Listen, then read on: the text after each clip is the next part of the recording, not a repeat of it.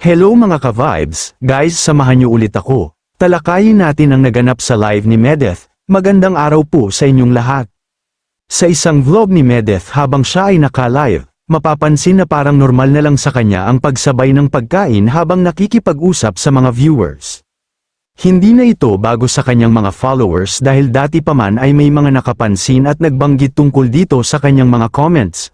Pero noon pa man, tila hindi naman siya gaanong naaapektuhan sa mga ganitong puna. Para kay Medeth, parang bahagi na lang iyon ng kanyang natural na paraan ng pag-vlog, kumakain, nakikipagkwentuhan, at sabay na nakikipag-interact sa kanyang audience.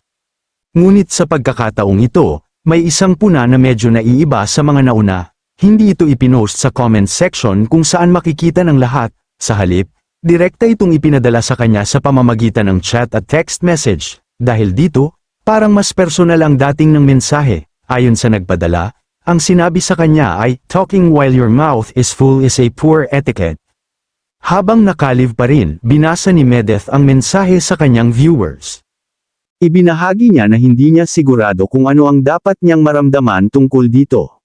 Hindi niya alam kung may inis ba siya o matutuwa. Alam nyo guys, ganito yan, depende na lang talaga yun sa kung paano mo tatanggapin ang sinabi o comment ng isang tao.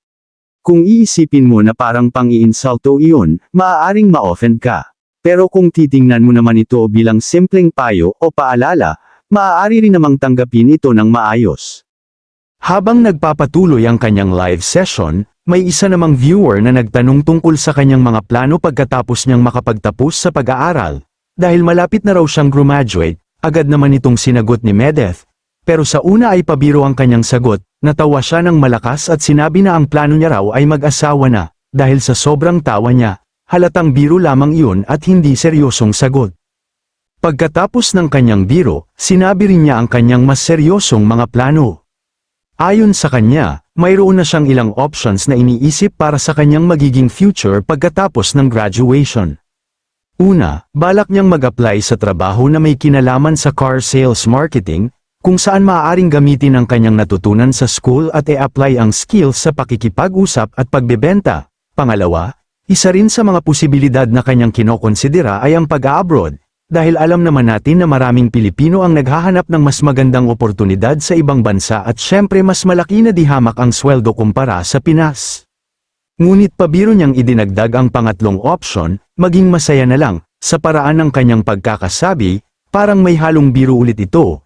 At maaaring ang ibig niyang ipahiwatig ay kung hindi man matuloy ang ibang plano, baka sa huli ay mag-asawa na lang siya at mag-settle down.